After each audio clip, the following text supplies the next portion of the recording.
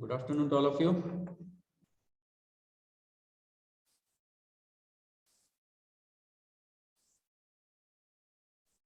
Good afternoon, sir. Good afternoon.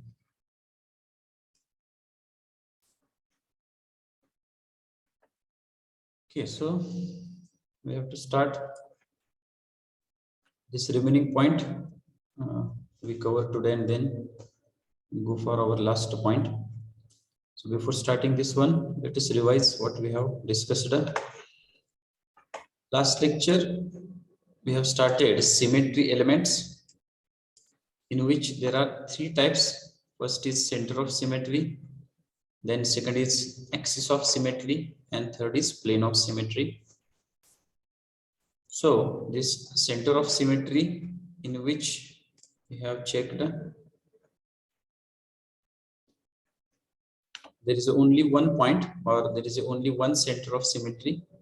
But what is meant by center of symmetry? If we pass the straight line from this central point, then it intersects on the crystal surfaces with the same distance from this point, and there is only such a one center of symmetry only. Next is axis of symmetry.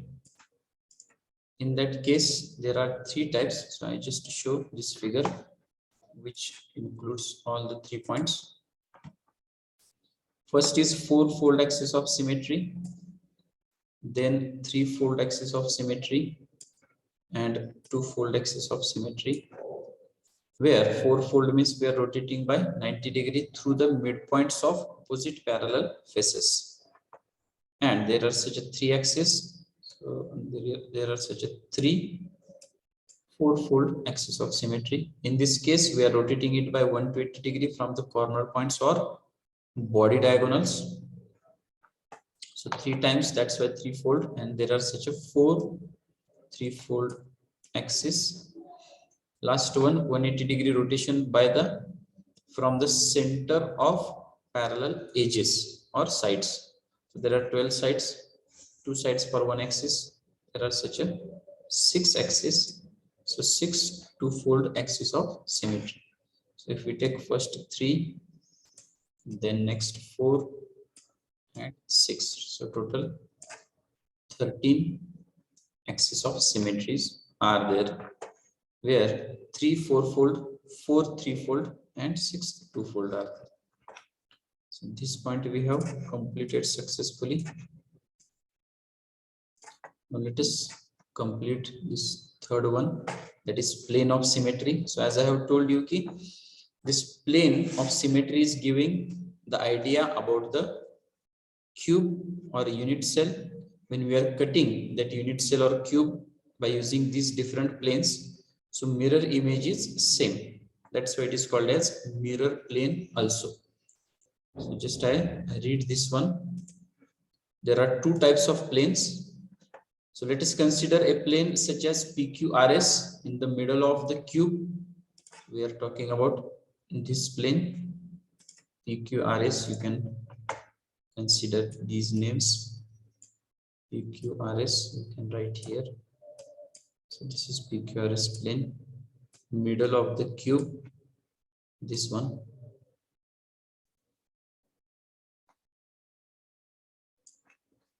Okay.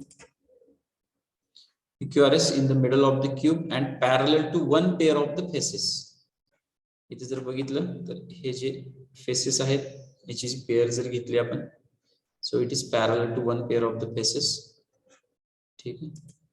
Then next, if it is a plane mirror and one half of the crystal is cut and removed, the plane PQRS forms the image of that half of the crystal in it. तर मी जसं म्हटलं की mirror plain जर आपण याला consider केलं, half part जर cut केला आणि तिथे जर आपण मिरर कन्सिडर केला, तर त्या मिरर मध्ये रिमेनिंग हाफ पार्ट त्याचा असणार आहे. That means if we reflect one half of the crystal in PQRS, the image will coincide with the other half. There are 3 such planes of symmetry parallel to the faces of the cube as shown in figure. तर याला आपण काय म्हणतो, bilateral planes. जे आपण half cut करतो त्याला आपण काय म्हणतो, बायलॅटरल प्लेन्स. असे किती प्लेन आहेत, तर 3 प्लेन आहेत. या 9 मधले जे वरचे 3 फिगर आहेत जर त्या तुम्ही बघितल्या, so they are cutting the cube exactly in half portion. तर आता हे कसं लक्षात ठेवायचं किंवा कसं ड्रॉ करायचं, जर तुम्हाला हे ड्रॉ करायचं असेल तर 6 फेसेस आहेत आपले, म्हणजे 3 पेअर आहेत प्रत्येकाच्या. तर त्यातले कुठलीही एक पेअर कन्सिडर करायची आणि त्याच्या सेंटरला तसंच प्लेन ड्रॉ करायचं. फॉर एक्झाम्पल जर तुम्ही टॉप आणि बॉटम चे जर फेस घेतले तर ह्याच्या बरोबर मिडलला काय येणार आहे, तर त्या स्टाईलचंच प्लेन तुम्हाला ड्रॉ करायचं. त्यानंतर फ्रंट आणि बॅक साईड, फ्रंट साईड आणि बॅक साईडचं जर तुम्ही स्क्वेअर कन्सिडर केला तर त्याच्या मिडलला तुम्हाला तसंच इथं ड्रॉ करता येतो. आणि साईडच्या वॉल्स क्यूबच्या जर बघितल्या या, तर त्या स्टाईल मध्येच फक्त सेंटरला तुम्हाला हे ड्रॉ करायचं. Is it clear? Yes sir. Okay, तर हे सुद्धा नोट्स मध्ये जेव्हा तुम्ही लिहाल, कम्प्लीट कराल, तर त्यावेळेस आपण फिगर्स अशा स्मॉल काढून हे मेन्शन करा. Next is called as diagonal planes. So what is mean by diagonal planes? Now consider the diagonal plane KLMN in the cube. KLMN म्हणजे आपण नाव देतोय, तुम्ही ABCD काय सुद्धा नाव लिहू शकता, आपण हे कन्सिडर करू. So KLMN we are just writing the name of points. कुठलेही कन्सिडर करू शकता तुम्ही. So if we consider this as KLMN in the cube, if KLMN is imagined to be mirror, it is really seen that the prism behind it is the reflection of the prism in contact with it in its front. म्हणजे काय की जर आपण त्याला slice न cut केलं तर हे सुद्धा मिरर प्लेन म्हणूनच ऍक्ट होतं. आणि असे 6 काय, there are such 6 diagonal mirror planes in the cube as shown in figure. म्हणजे इथे जर तुम्ही बघितलं तर प्रत्येक वेळेस आपल्याला इथं प्रिझम टाइप स्लाइस जर कट केली तर मिळते. आणि यालाच आपण जर मिरर कन्सिडर केलं तर ही जी फिगर आहे तर ही याच्यात रिफ्लेक्ट होणार. समजा हा भाग आपण कट केला आणि हे जर मिरर असेल तर हाच पोर्शन याच्यात कंप्लीट होऊन आपल्याला हा क्यूब कंप्लीट झालेला दिसतोय. That's why it is called as mirror plain.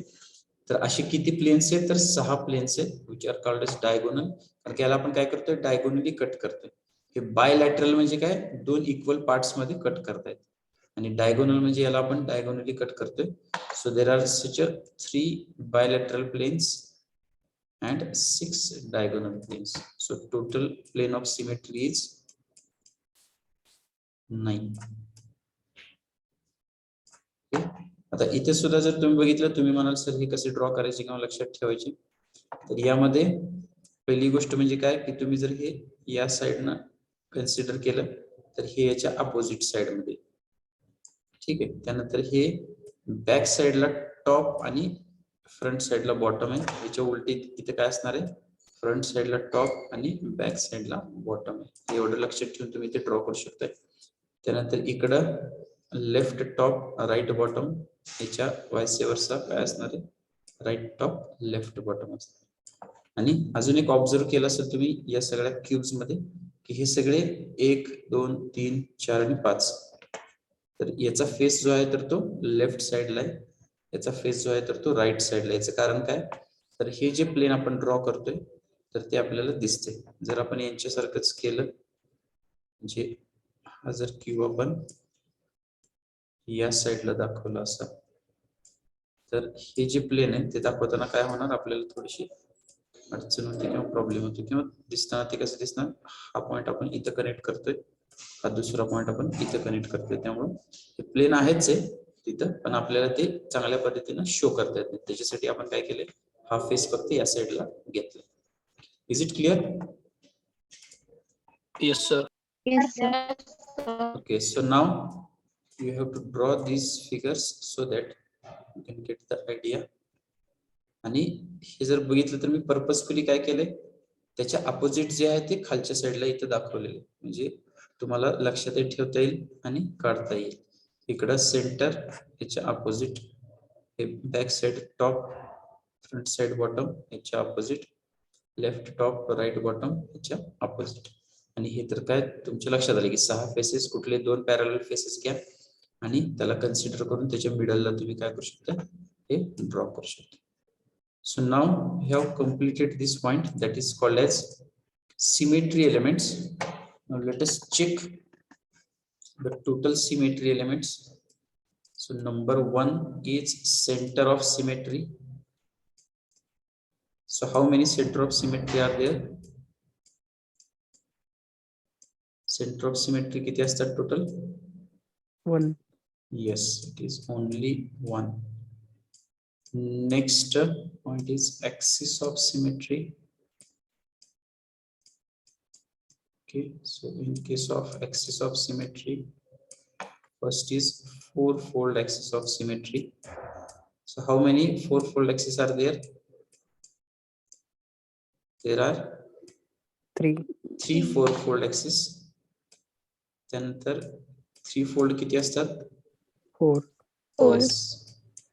4 3-fold आणि शेवटचा आहे 2-fold. किती असतात? 6. ठीक आहे. हे झाले ऍक्सिस ऑफ सिमेट्री. आणि आता आपण बघितलं third, that is plane of symmetry. तर यामध्ये परत 2 प्रकार आहेत. एक म्हणजे बायलॅटरल प्लेन. बायलॅटरल प्लेन आहेत ते किती आहेत? 3 आहेत. आणि डायगोनल प्लेन्स किती आहेत? 6. Yes, diagonal planes 6. So now my question is, what is total symmetry elements?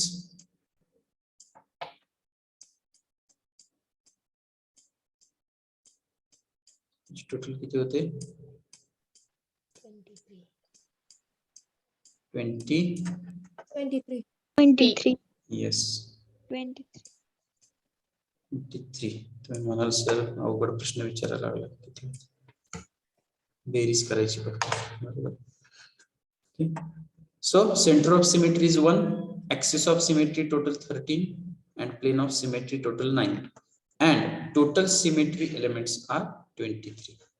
So I request everyone you take screenshot of this so that we are clubbing all the values in one slide, or we are writing all the values.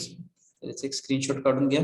Notebook मध्ये तुम्हाला wattless तुम्ही लिहू शकताय जर कुठे लिहायचं असेल. कारण का याच्याशी रिलेटेड MCQ मध्ये क्वेश्चन असणार आहे. टोटल सिमेट्री एलिमेंट्स किती असतात. त्यानंतर टेट्रॅड ऍक्सिस. इथे तुम्हाला मी त्यावेळेस पण सांगितलं की याला टेट्रॅड म्हणजे 4 म्हणतात, ट्रायड म्हणजे 3 आणि डायड म्हणजे 2. Okay, so there are how many four-fold axis of symmetry? Answer is 3. For 3-fold it is 4. For 2-fold it is 6. किंवा असं विचारलं जाईल की in case of 4-fold axis of symmetry we are rotating the cube by dash dash. किती डिग्रीने आपण rotate करतो 4-fold मध्ये? 90 degree. 90 डिग्रीने. 3-fold मध्ये 120. आणि 2-fold मध्ये 180 डिग्री. येस, तर हे लक्षात ठेवा. त्यानंतर आता हे कसं लक्षात ठेवायचं ट्रिक सांगितली तुम्हाला. 4-fold 3-fold 2-fold आठवते, पण डिग्री आठवत नसेल तर फक्त काय करायचं, 360 डिग्रीने याला भागायचं. बरोबर. 360 भागिले 360 भागिले 4 किती येणार? 90. म्हणजे इथे 90 डिग्रीने रोटेट करतोय. 360 भागिले 3 किती येणार? 120 येणार. 360 भागिले 2 180. म्हणजे तुम्ही रिव्हर्स इंजिनिअरिंग करून हे लक्षात ठेवू शकताय. आणि पुढची गोष्ट कुठली तर याच्या पुढचे ऍक्सिस कसे आले 3, 4 आणि 6. त्याच्यासाठी हे लक्षात ठेवा की 4-fold म्हणजे काय तर आपण 2 फेसच्या सेंटर मधून काय करतोय, ऍक्सिस पास करतोय. टोटल किती फेस असतात? 6 फेस असतात. 2 फेसच्या सेंटर मधून पास करतोय म्हणजे 2 फेसला एक ऍक्सिस, तर 6 फेसला किती ऍक्सिस येणार? 3 येणार. ठीक आहे. त्यानंतर 3-fold म्हणजे बॉडी डायगोनल्स. बॉडी डायगोनल्स किती असणार आहेत? याला 4 असणार आहेत. कसे काय तर अपोजिट कॉर्नर पॉइंट्स. म्हणजे फॉर एक्झाम्पल असा जर आपण याला पास केला या ऍक्सिसला, तर आपण इथे काय केलं, हे अपोजिट कॉर्नर पॉइंट्स युटिलाइज केले. 120 डिग्री साठी आपण रोटेट करतो त्याला. ठीक आहे. तर 2 अपोजिट कॉर्नर पॉइंट्स किंवा बॉडी डायगोनल्स लक्षात ठेवू शकता. तर 8 कॉर्नर पॉइंट्स असतात. 2 कॉर्नर पॉइंटला एक ऍक्सिस, 8 कॉर्नर पॉइंटला 4 ऍक्सिस. त्यानंतर 2-fold म्हणजे 180 degree.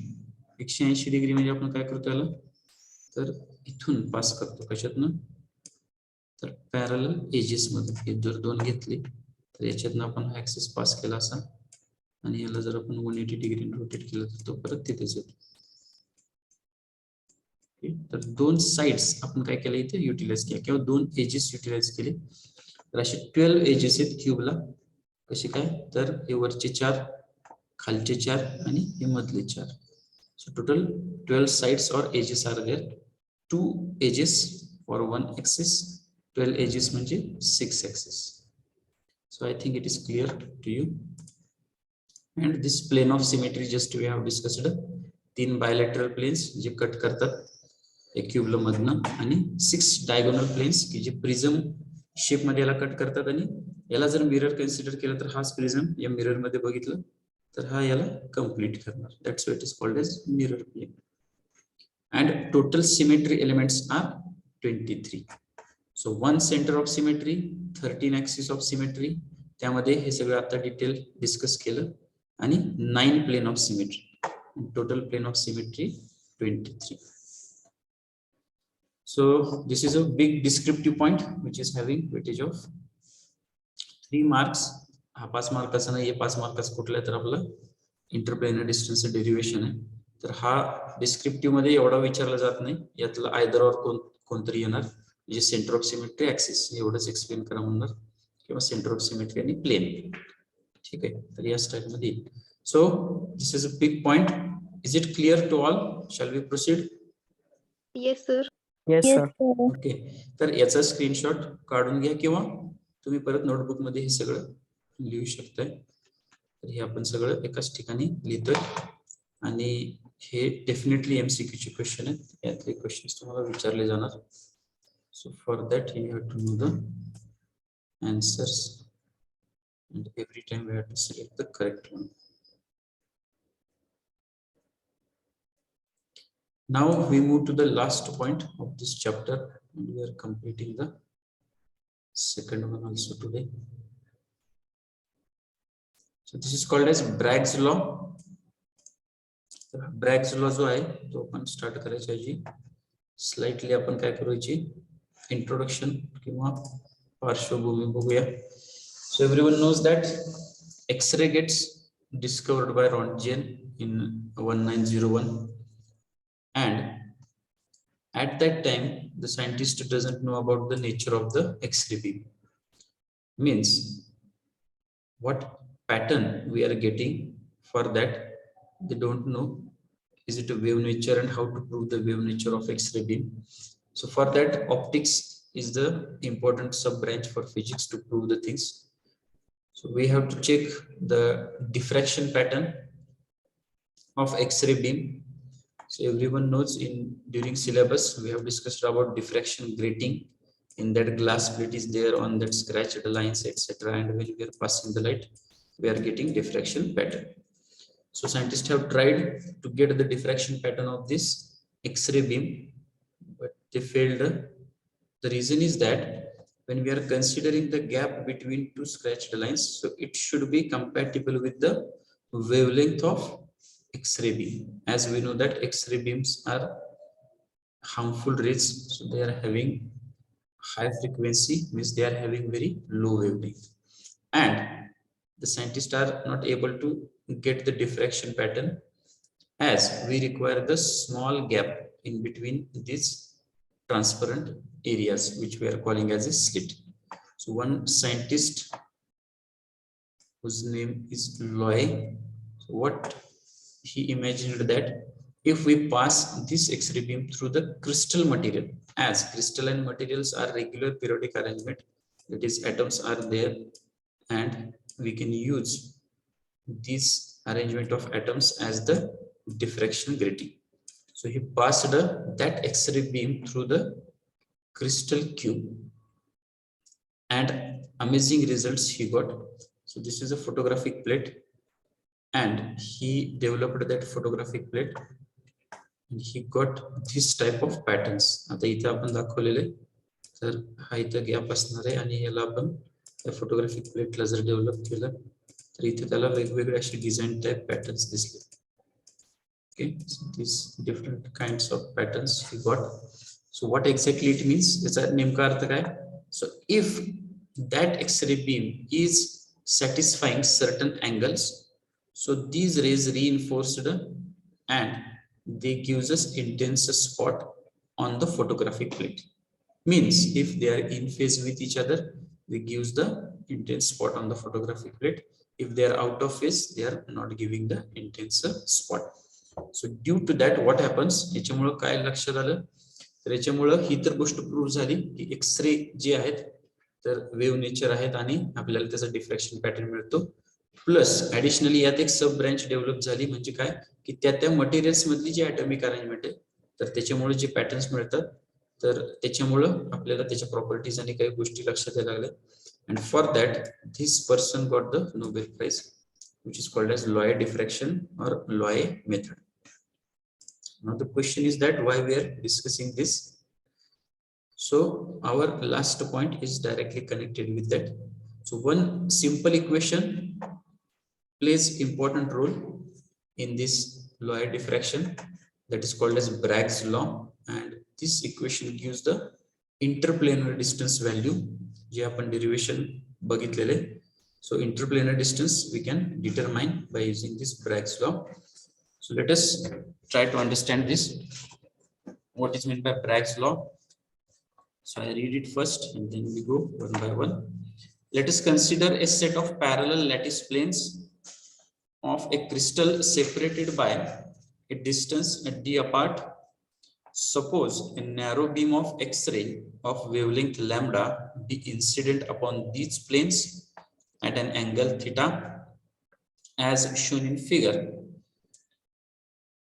So what we have considered, we have just discussed about Miller indices. So these are planes which are nothing but atomic arrangement. So this plane 1, plane 2, plane 3, etc. And what is the interplanar distance? It is small d that we have derived and discussed in detail. So this is the interplanar distance. Now we have considered here two X-ray beam which are passing through this crystal, considered some assumptions, and then we got one equation. So let us consider a set of parallel lattice planes. Parallel lattice planes आपण consider करतोय of a crystal separated by a distance d apart. Interplanar distance d आहे याचं. Suppose a narrow beam of X-ray of wavelength lambda be incident upon these planes at an angle theta. A particular angle ला हे जर incident झाले. So incident ray and reflected ray we are considering. The beam will be reflected in all direction by the atoms of various atomic planes. वेगवेगळ्या direction मध्ये हे काय होतात, reflect होतात. Because the refractive index of the matter of the crystal is very nearly equal to unity, hence there is a practically no bending of the rays entering or leaving one crystal. तर हे extra information आहे. हे कशासाठी, तर तुम्ही म्हणाल की sir इथं काही रिफ्लेक्ट होतंय, काही रिफ्लेक्ट होतंय, तर हे त्याच्यासाठी सांगितलंय की जो क्रिस्टलचा मॅटर आहे तर त्याची रिफ्रॅक्टिव्ह इंडेक्स आहे तर ती नियर टू युनिटी असते. त्यामुळे आपण ह्याला काय करतो, सेम केस कन्सिडर करतो. याच्यामुळे रिफ्रॅक्शनचं बेंडिंग जे आहे तर ते जवळपास नसतं. Okay, so this is the additional information. If you want you can go for this paragraph only, first paragraph. हे सेकंड जे आहे तर ते ॲडिशनल आहे. Keep in mind while writing the notes. Move to the next slide. Now in this case we are considering the parameters and defining this equation which is called as Bragg's equation or Bragg's law. So consider a ray PA reflected at atom A in a direction AR from plane 1 and another ray QB reflected at another atom capital B in the direction BS. Now from the atom A, draw two perpendiculars AC and AD on the incident ray QB and reflected ray BS respectively. The path difference between these two rays is CB plus BD. The two reflected rays will be in phase or out of phase will depend upon this path difference. When the path difference CB plus BD is a whole wavelength lambda or multiple of wavelength n lambda, then the two rays will reinforce each other and produce an intense spot. Thus the condition of reinforcement is CB plus BD is equal to n lambda. From figure we can write CB is equal to BD is equal to d sin theta, which is nothing but 2d sin theta is equal to n lambda. Okay, so now we have to consider this by using this figure. तर आता हे जे आपण वाचले ते discuss करूया. इथे आपण काय करतोय, दोन रेज कन्सिडर करतोय. एक आहे इन्सिडेंट रे, दुसरा आहे रिफ्लेक्टेड रे. ए आणि बी म्हणजे ऍटम्स आहेत. तर PA is reflected ray, PA is incident ray and AR is reflected ray. Here QB is incident ray and BS is reflected ray.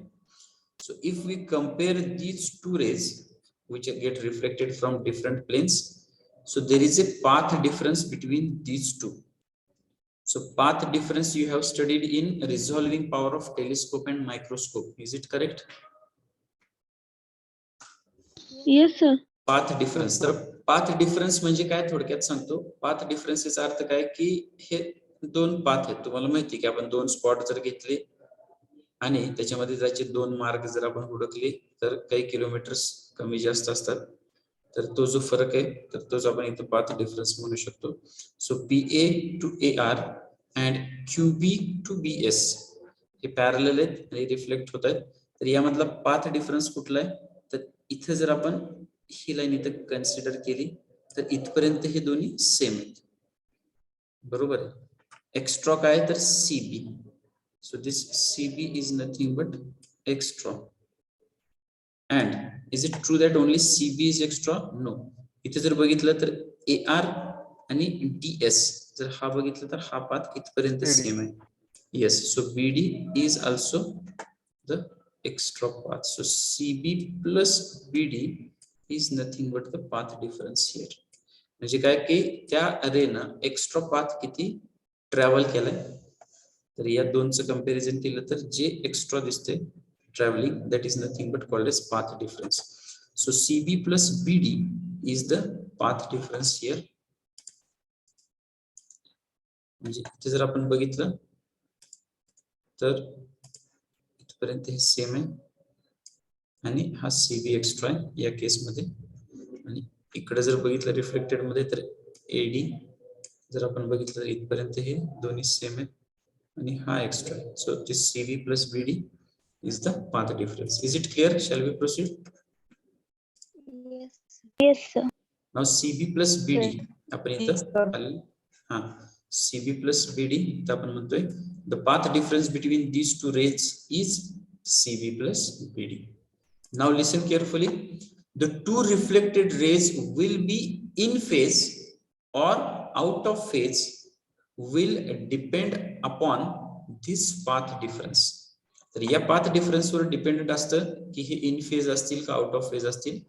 when the path difference is integral multiple of lambda, जेव्हा हा path difference या lambda बरोबर integral multiple असतो, means n lambda where n is 1 2 3 etc. Integral multiple of whole wavelength. ठीक आहे. तर काय होतं, then the two rays will reinforce each other and produce an intense spot. आता याचा अर्थ काय, then two rays will reinforce, हे दोन रेज आहेत तर ते एकत्र येतात आणि काय होतं तर इंटेन्स स्पॉट क्रिएट होतो. तर तुम्ही म्हणाल की याचा अर्थ काय, तर याच्यासाठीच तुम्हाला मी हे बॅकग्राऊंड डिस्कस केलं की इथं इंटेन्स स्पॉट आपल्याला काय मिळतो. So when these two rays will reinforce with each other when they are in phase with each other, and due to that we are getting the spot on photographic plate. त्यामुळेच आपल्याला इथं intense spot photographic plate वर record करता येतो. Otherwise जर हे out of phase असतील तर इथं ते मिळणार नाही. Okay, so then the two rays will reinforce each other and produce an intense spot. Thus the condition of reinforcement is, याची कंडिशन काय असणार आहे तर path difference is integral multiple of wavelength, means CB plus BD is equal to n lambda. याचा थोडक्यात अर्थ काय, जर ऑड मल्टिपल्स ऑफ वेवलेंथ असेल म्हणजे n is equal to 1 आहे, त्याच्याऐवजी इथं जर 2/3 3/5 5/7 7/9 म्हणजे ऑड मल्टिपल्स असेल तर इथं काय होणार आहे तर इथे रिइन्फोर्समेंट होणार नाही. म्हणजे इथे जर इन फेज होत असेल इंटिग्रल मल्टिपल ऑफ लॅम्बडा वेळेस तर ऑड मल्टिपल्सला काय होणार आउट ऑफ फेज होणार. ओके, आणि त्याच्यामुळं इथं आपल्याला इंटेन्स स्पॉट मिळणार नाही, तर तिथं आपल्याला काहीच रेकॉर्ड मिळणार. So these things are possible only when they are integral multiple of lambda. तर तीच कंडिशन आपण काय लिहितोय, from figure we are writing this CB is equal to BD is equal to D sin theta. आता ही values कशा आल्या आपण बघूया. For that we have to go for use of figure once again. So CB is equal to BD is equal to D sin theta असं आपण लिहिले. तर हे कुठल्या अँगल्स आपण कन्सिडर करतोय, त्याच्यासाठी आपण इथं काय केलंय, तर we have used this figure. आपण इथं AC आणि AD परपेंडिक्युलर टाकले. कशावर, तर QB आणि BS वर. इथे आपण परपेंडिक्युलर टाकले. So this is perpendicular one, आणि हा आपला थीटा आहे जो आपण काढतोय. So this is theta and here also theta. Now consider one triangle, that is triangle ACB. Triangle ACB जर आपण कन्सिडर केला तर याचा साइन थीटा काय येणार आहे. साइन थीटा कोणासमोरील बाजू आपण कर्ण, बरोबर आहे का.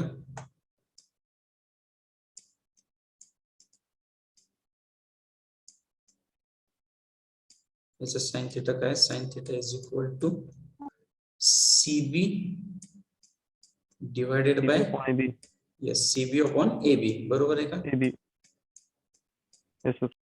पण AB ची व्हॅल्यू काय, AB is nothing but small d. Is it correct. Yes, sir. Yes, sir. So we are writing this as CB upon small d. CB upon small d. So CB upon small d means what is the value of CB? CB is nothing but d sin theta. Sin theta. तर तेच आपण लिहिलेले CB is equal to d sin theta.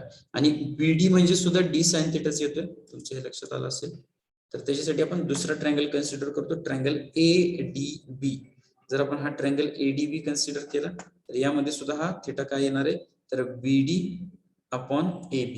BD upon AB. Yes, BD upon D म्हणजेच BD is equal to सुद्धा काय येणार आहे, D sin theta. D sin theta.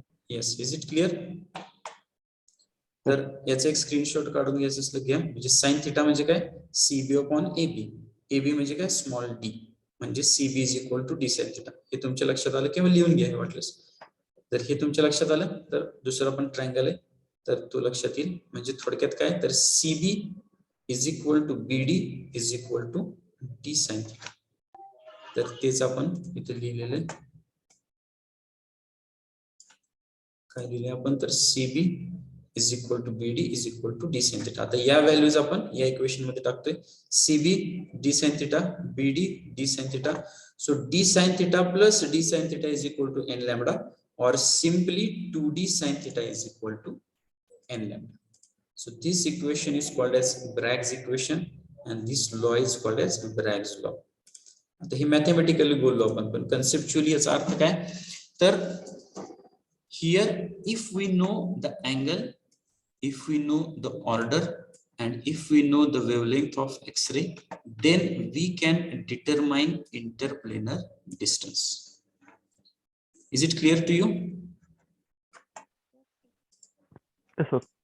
Yes, sir. म्हणजे काय की आपल्याला इंटर ॲटॉमिक डिस्टन्स किंवा इंटरप्लेनर डिस्टन्स माहित नाहीये, तर त्याच्यासाठी आता हे फक्त मॅथमॅटिकली बोलत नाही आपण, याच्यासाठी वेगवेगळे मेथड्स आहेत. ब्रॅग्स एक्सरे स्पेक्ट्रोमीटर, त्यानंतर crystallography bye powder method.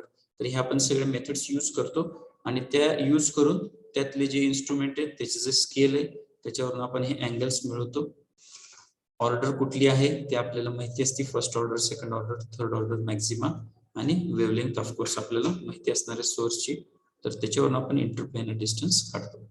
So these are basic things which are used to study the internal structure of materials, and by using that we can define that how that material is having amazing properties, means conductivity, then magnetic property, etc. And today whatever we are using, that is smartphone, initially you know that the width or thickness of the phone, and now we are using slimmest is going on.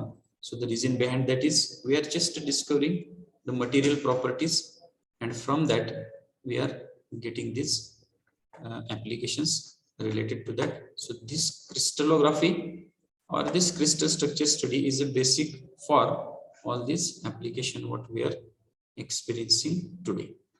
So this is the last point of the chapter. आपण chapter start केला, बरेच point discuss केलेत आपण. So first point is nothing but this definition, lattice basis crystal structure.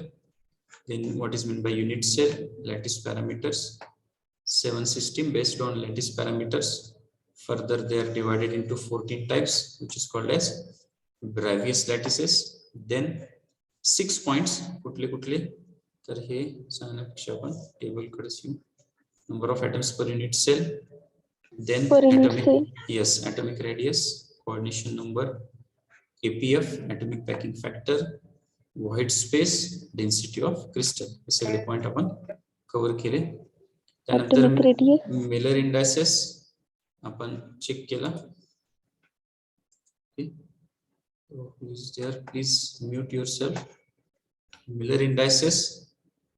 Then after that, features of Miller indices, interplanar distance, derivation, ज्यामध्ये आपण d ची value बघितली. Then this Bragg's law just we have discussed, and last point is symmetry elements, जो आपण detail मध्ये discuss केला. Total symmetry elements किती येतात ते आपण आता चेक केले. Okay, so we have successfully completed our second chapter, and as I have told you that the syllabus for our ISC first is these 2 chapters. Of course, we have to discuss MCQ and numericals related to this chapter also. Okay.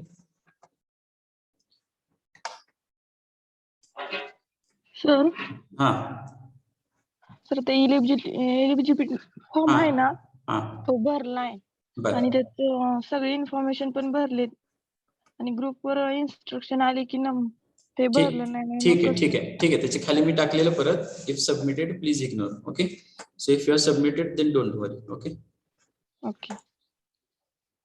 Now I will just show you something. This is our assignment number 2. यात आपण आपले हे सगळे points आहेत तर ते cover केलेले आहेत. Definition, lattice, unit cell, packing factor, coordination number तुमच्याकडे आहे. Number of atoms per unit cell SCBC CFCC साठी काढायचे. ठीक आहे, तर याच्याशी रिलेटेड काही इन्स्ट्रक्शन देतो मी आता, जे असाइनमेंट मध्ये तुम्ही त्या फॉलो कराल. हे असाइनमेंट कन्सिडर करून मी सांगतोय, लक्षात ठेवा किंवा लिहून घ्या कुठेतरी. तर जे लिहायचे नोटबुक मध्ये ते तुम्हाला सांगितलं, ही स्लाइड इंट्रोडक्टरी आहे, त्यानंतर ही पण इंट्रोडक्टरी आहे. याच्यामध्ये तुम्हाला मी सांगितलं की ही खालची फिगर ड्रॉ करायची आणि या डेफिनेशन्स लिहायच्या. युनिट सेल मध्ये सुद्धा फक्त डेफिनेशन युनिट सेलची, यामध्ये लॅटिस पॅरामीटरची फिगर ड्रॉ करायची आणि जे बोल्ड पोर्शन केला या स्लाइड मध्ये तेवढंच लिहायचं नोट्स मध्ये. हे फक्त माहितीसाठी आहे तुमच्या, हे काढायची गरज नाहीये. हा टेबल जो आहे तर यामध्ये पॅरामीटर्स महत्वाचे, त्यामुळे हा टेबल तुम्ही लिहू शकता जर लिहिलं नसेल तर, किंवा हे पॅरामीटर्स परफेक्ट करा. ब्रॅविस लॅटिसेस काढायची गरज नाहीये, it is a information to you only. Number of atoms per unit cell मध्ये या फिगर्स काढायच्या आणि याचं एक्सप्लेनेशन लिहायचं, it is as it is. त्यानंतर या ड्रॉ करायच्या नाहीयेत फिगर्स, या तुम्हाला एक्सप्लेनेशन साठी आहेत. ॲटॉमिक रेडियस फक्त डिफाइन करायची, इथं एवढं डेफिनेशन केली तरी चालेल. आणि इथं फिगर सुद्धा ही पहिली कशी ड्रॉ करा म्हटलंय तर फक्त एवढा फ्रंट फेस ड्रॉ करा, दॅट इज सफिशियंट. फक्त याच्यात आपल्याला R आणि A चं कनेक्शन दाखवायचं, so this type is sufficient. त्यानंतर ही figure as it is draw करायची आहे, एक्सप्लेनेशन ॲज इट इज लिहायचंय. This slide also as it is. Next coordination number, तर यात तुम्हाला मी सांगितले फिगर ड्रॉ करायच्या नाहीयेत. ठीक आहे, या फिगर्स ड्रॉ करायच्या नाहीयेत, या काढत बसू नका, हे तुमच्या फक्त माहितीसाठी आहेत. याचं फक्त डिस्क्रिप्टिव्ह एक्सप्लेनेशन लिहा, कारण की हे कॉम्प्लिकेटेड फिगर्स आहेत. असाइनमेंट मध्ये सुद्धा नुसतं डिस्क्रिप्शन लिहा. हा, ISC ला 2 चॅप्टर्स ना, का यस, UT ला? नाही UT ला 1 चॅप्टर, ISC ला 2 चॅप्टर. Okay sir, thank you. ठीक. सर तुम्हाला असाइनमेंट कधी द्यायची म्हणजे? हा मी ते पण एक्सप्लेन करतो, आहे 1-2 मिनिटं वेळ आहे. हे फक्त एकदा क्लिअर करतो, नाही तर तुम्ही विनाकारण फिगर्स ड्रॉ करत बसाल. एपीएफ ऍटॉमिक पॅकिंग फॅक्टर हे आपण कसं ठरलेलं आहे, टेबल फॉर्म मध्ये सगळं बसवायचं, बरोबर आहे. Yes sir. हे सगळे Yes, ते sir. हे सगळे ते एकदाच लिहायचं. Yes, sir. एससी ची व्हॅल्यू, बीसीसी ची व्हॅल्यू, एफसीसी ची व्हॅल्यू. त्यानंतर white space as it is लिहा, density of crystal as it is लिहा. टेबल आता मी ड्रॉ केलं असेल. Concept of Miller indices. आता या मिलर इंडायसिस मध्ये इथे जे आहे, तर हे जे इंट्रोडक्शन मी दिलेले, तुम्ही जर लिहिलं असेल ठीक, जर नसेल तर हे फक्त लिहा. मिलर इव्हॉल्व्ड मेथड एवढंच फक्त लिहा. हे लिहायची गरज नाही, हे लिहायची गरज नाही. डायरेक्ट या स्टेप्स लिहा. स्टेप्स लिहिल्यानंतर हे एक्झाम्पल आहे, हे पण ऍज इट इज लिहायचं. यामधले तुम्ही 3 फिगर ड्रॉ करा, चालतंय. सगळ्याचे सगळं दाखवल्या तरी पण चालतंय. छोट्या फिगर्स काढा आणि शेडेड एरिया तुम्ही दाखवा. ओके. त्यानंतर फीचर्स आहेत, तर ते पण कम्प्लीट करा. यामध्ये तुमचे एमसीक्यू आहेत. हे एमसीक्यू मध्ये येणार आहे तुम्हाला, आपण नेक्स्ट लेक्चरला डिस्कस केली की लक्षात येईल. यामध्ये फक्त ही फिगर ड्रॉ करायची, ड्रॉ करू नका त्यावेळेस सांगितलं, फक्त ही फिगर मेन्शन करायची. ही सुद्धा फिगर ड्रॉ करताना हा प्लेन असा दिसू द्या. जर तुम्ही हे थोडं तिरकं घेतलं, ही लाईन जर अशी घेतली तुम्ही, तर तुमचा प्लेन असा दिसेल. ठीक आहे. अजून जर तिरकी घेतली तर हे दोन्ही लाईनी जवळ येतील. शक्यतो ही अशी ड्रॉ करा. त्यानंतर हे पॉइंट्स ऍज इट इज लिहायचे. सगळ्या स्टेप्स आहेत त्या मिस करू नका. अजून यात तुम्हाला ऍड करायचे असलं तर ऍड करू शकता. ठीक आहे. ही फिगर ड्रॉ करू नका, ही फक्त माहितीसाठी तुम्हाला. ब्रॅग्स लॉ हे सांगितलंय. हा दुसरा पॅराग्राफ स्किप करा, पहिला पॅराग्राफ लिहा, या फिगर्स काढा आणि हे ऍज इट इज लिहा. सिमेट्री एलिमेंट्स आहे, तर ते सुद्धा एक्सप्लेनेशन तुम्हाला लिहायचे. हा मोठा पॉइंट आहे. यामध्ये या फिगर्स तुम्ही ऍट अ टाइम दाखवा किंवा सिंगल दाखवलं तरी सुद्धा चालतं. ठीक आहे. आणि प्लेन ऑफ सिमेट्री सुद्धा तुम्हाला कम्प्लीट लिहायचं, याचं पण एक्सप्लेनेशन लिहायचं. So these are the instruction about writing of notes, assignment, question लिहायचे. Now next important point is where to upload that. Is it correct? Yes sir. Yes, sir. Sometimes this network.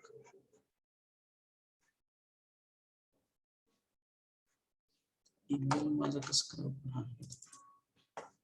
Can you see this? Yes याच्यामध्ये आपण sheets मध्ये जातो, बरोबर आहे. Sheets मध्ये गेलं की तुम्ही इथं टीचिंग डायरी मध्ये जातो आपण. टीचिंग डायरी मध्ये गेलं की इथं सगळ्यात शेवटी असाइनमेंट लिंक्स दिल्यात. ठीक आहे. तर इथे तुम्हाला मी असाइनमेंट सबमिशन लिंक दिली, इंजिनिअरिंग फिजिक्स. याच्यावर क्लिक करा, माहिती भरा आणि तुमची असाइनमेंट अपलोड करा. Is it clear? Yes sir. Similarly इथं प्रॅक्टिकल सबमिशन लिंक दिलेली आहे, तर याच्यामध्ये तुम्हाला एक्सपेरिमेंट लिहून अपलोड करायचे. तर एक्सपेरिमेंटचा जो राईटअप आहे तो मी तुम्हाला पुढच्या लेक्चरला इथं देतो. कुठं? फिजिक्स मध्ये या. इथं फिजिक्स मध्ये तुम्ही आलात तर या फिजिक्स मध्ये सुद्धा मी या लिंक इथे दिलेले आहेत बघा. ऍडिशनल मटेरियल मध्ये असाइनमेंट सबमिशन लिंक, तुम्ही इथं क्लिक करा किंवा तिकडे जावा, काही प्रॉब्लेम नाही. प्रॅक्टिकल सबमिशन लिंकला सुद्धा इथं क्लिक करा किंवा इथून सुद्धा तुम्ही त्याला ऍक्सेस घेऊ शकताय. आता प्रॅक्टिकल सबमिशन म्हणजे काय, तर आपले जे प्रॅक्टिकल्स लिहायचे तर ते तुम्हाला मी इथं त्याचा राईटअप जो आहे तर त्याचा ऍक्सेस इथे तुम्हाला मी प्रोव्हाइड करतो नेक्स्ट लेक्चरला. Is it clear? Sir practical notebook म्हणजे कॉलेज मधून भेटणार आहे का आपण पेजवर लिहायचे आपण आहे? तुम्ही काय करा, लूज पेजेस असतील तर त्याच्यावर लिहा आणि स्कॅन करून ते अपलोड करा. ठीक आहे. Okay sir. ओके. तर हे आणि आता सर कधी अपलोड करायचे असाइनमेंट?